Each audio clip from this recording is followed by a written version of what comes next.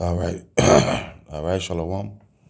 First and foremost, I want to give all praises, honor, and glory unto Yahweh, Bahasham, Yahweh Shai, Bahasham Rekapadash,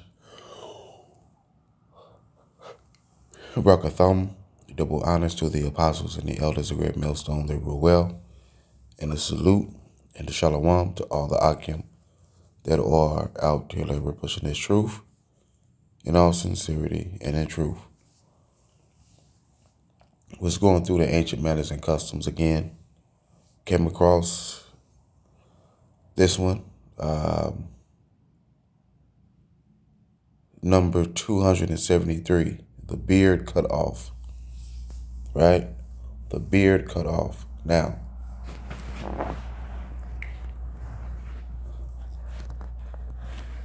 so this is 2 Samuel 10 and 4.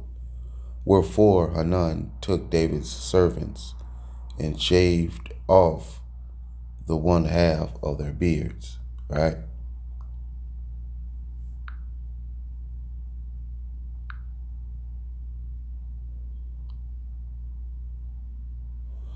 Now, let's start up. Verse 1. And it came to pass after this that the king of the children of Ammon died, and Hanun his son reigned in his stead. Then said David, I will shew kindness unto Hanun the son of Nahash, as his father shewed kindness to me.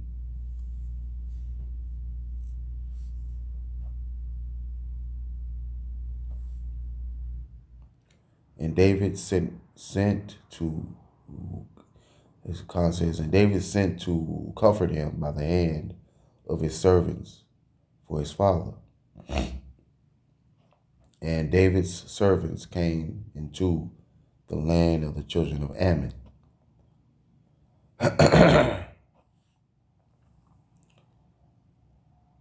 And the princes of the children of Ammon said unto Hanun, their lord, thinkest thou that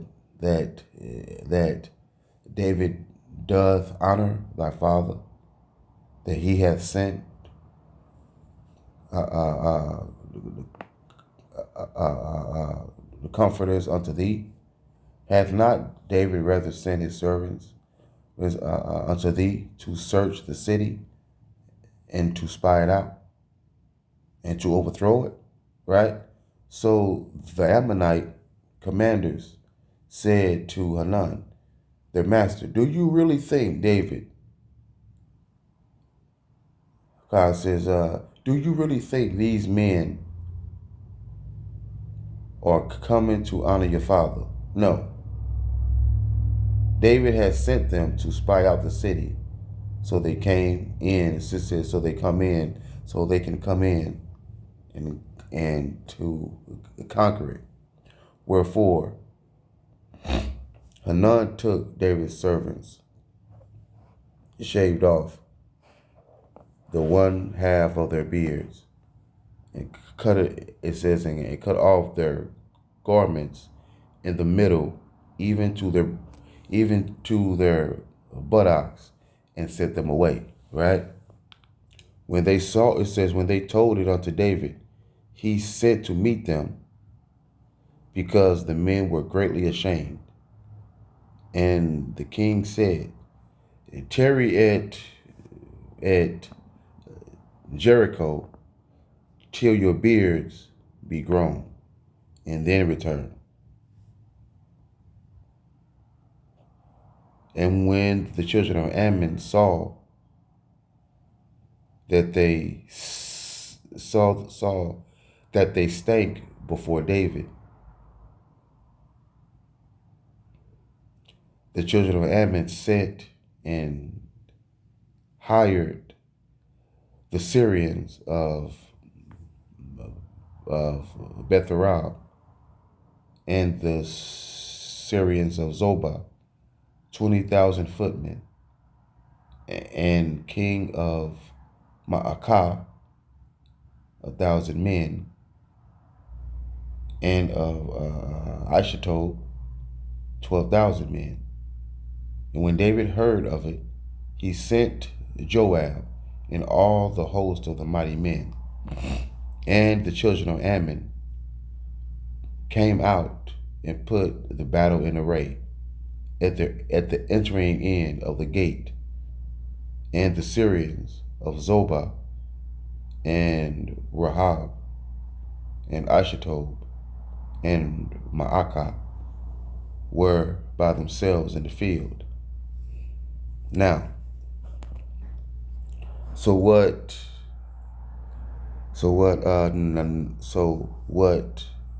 King Hanun did to David's servants, that was an act of war. Now, let me get it. I looked it up. I typed in, when an enemy cuts off your beard, what does it mean, right? The AI overview says, when an enemy forcibly cuts off a person's beard, it is a deliberate act of extreme humiliation, a degradation,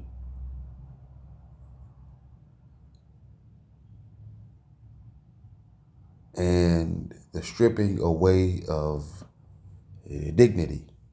In many cultures, but particularly in the ancient Near East and medieval Europe, the beard was a potential, the beard was a potent symbol of masculinity, honor, and social status, right? So in the ancient world, man, beards were very important, right? Because they resembled what? Masculinity. They resemble what? Manhood, right? Honor and social status. So let's get this.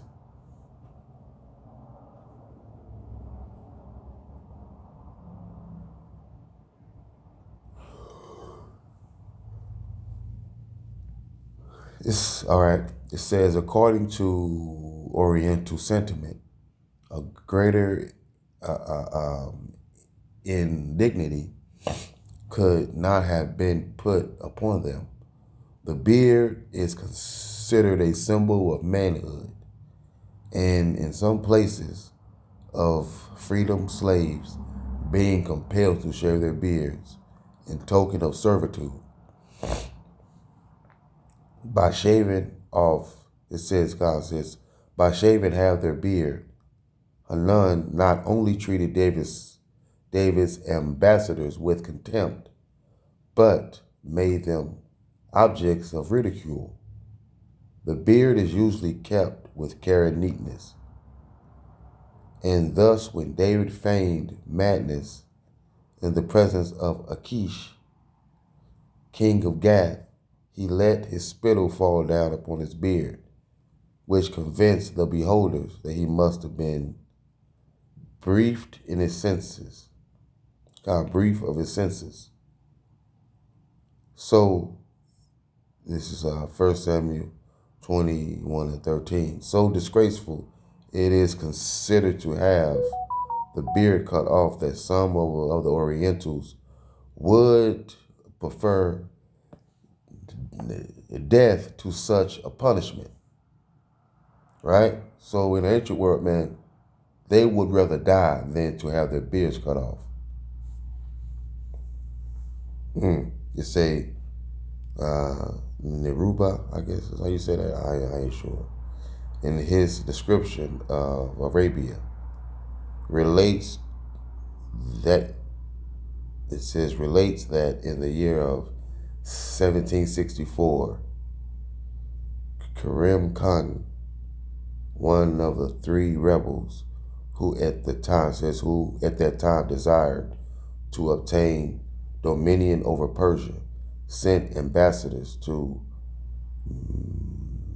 Mir Mahina, the prince of the little independent territory on the Persian Gulf,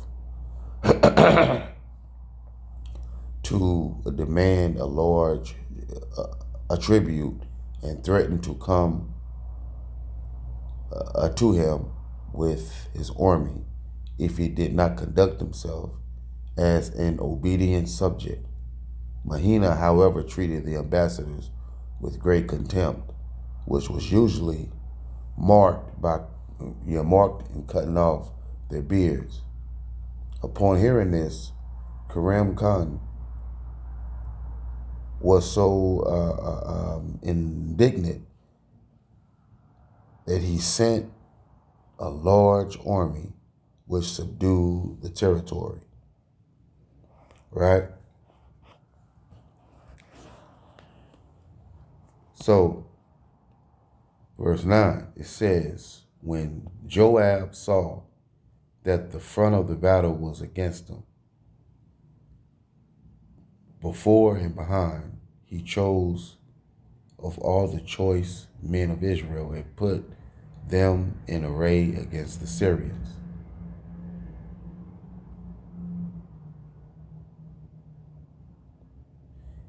And the rest of the people he delivered into the hand of Abishai, his brother, that he might put them in array against the children of Ammon. And he said, if the Syrians be too strong for me, then thou shalt help me. But if the children of Ammon be too strong for thee, then I will come and help thee.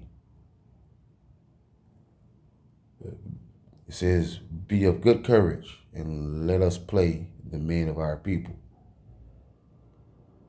Let us fight bravely for our people and for the cities of our power.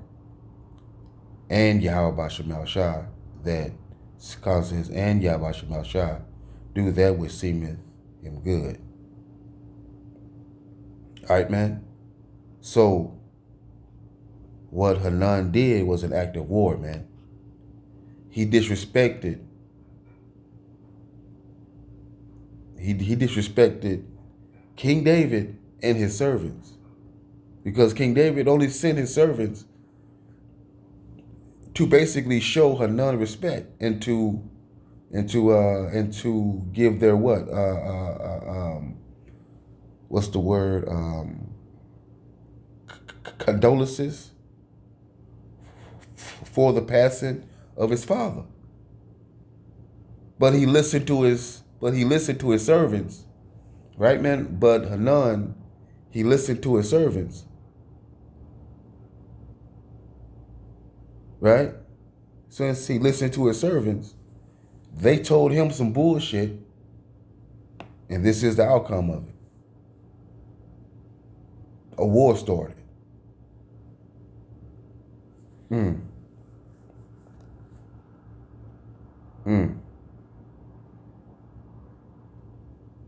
Hold on.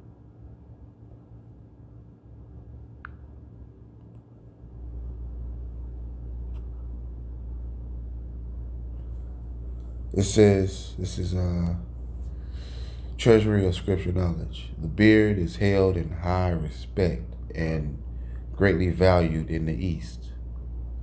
The possessors considered it as his greatest ornament, often swears by it, and in matters of great importance pledges it. And nothing can be more secure than such a pledge, for its owner will redeem it at the hazard of his life. The beard was never cut off but in mourning, as a sign of slavery. It is customary, princess, blah blah blah. All right, man. But at the end of the day, man, when an enemy cuts off your beard, that is an act of war, man. That is an act of war. It says this: public shaming. The primary goal is to publicly shame and disgrace the victim. Loss of honor and status. symbol of subjugation, psychological torment,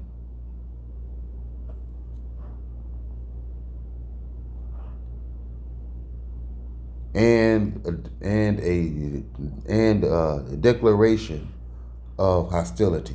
It says, as seen in the biblical account of King David's envoys, where the Ammonite king Hanun shaved off half their beards, such as an act was a severe diplomatic insult and often a direct precursor to war. All right, man, that's how important and how valuable the beards were in the ancient world, man. That men would rather die than to have their beards cut off. The men in the ancient world, man, were actual men. Amen. So with that, I say, Shalom.